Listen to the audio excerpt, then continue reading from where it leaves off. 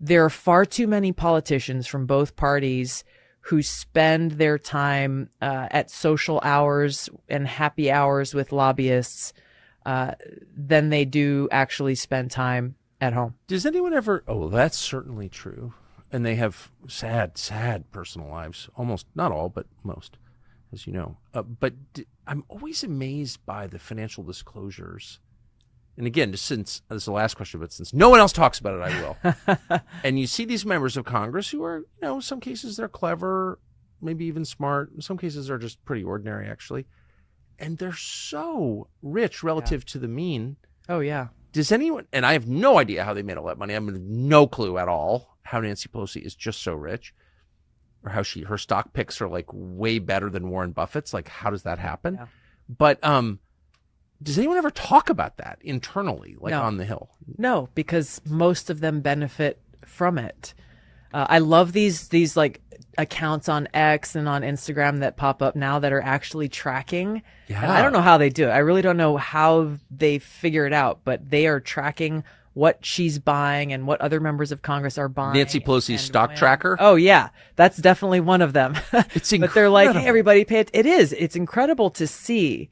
And when you watch that, and I'm so glad for the transparency that they're providing to people in real time almost, but it's no wonder why she and others, Democrats and Republicans, who could very easily pass the legislation that says no member of Congress or the Senate or their spouse or their senior staff should be allowed to trade in stocks, period, full stop.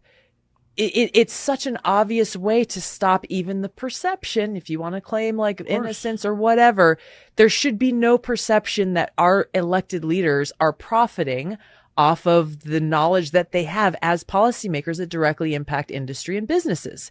That's a no-brainer to me. I introduced legislation when I was in Congress to do that.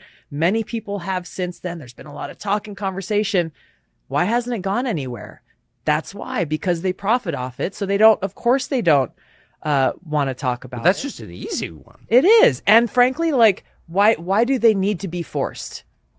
When I'm not some kind of stock trader, but when I was like 23 and 24, I had like $5,000 in my savings account. I was like, okay, cool. Let me learn a little bit about stocks. I put some money in some stocks, and I don't remember how they did, but I knew immediately, like going into Congress, perception is reality. Yes. And so it doesn't matter like, well, I've had this stock for 15 years or whatever. It doesn't even matter what it is. I got rid of, I did not participate in anything related to stocks or stock trading or buying or selling or anything for the entire time that I was in Congress. And it's not some like, oh, look at me, I'm so great. It's just common sense that we have people in great positions of power. Why should they be forced to do something with the passage of a law? Why don't they just do the right thing and say, you know what?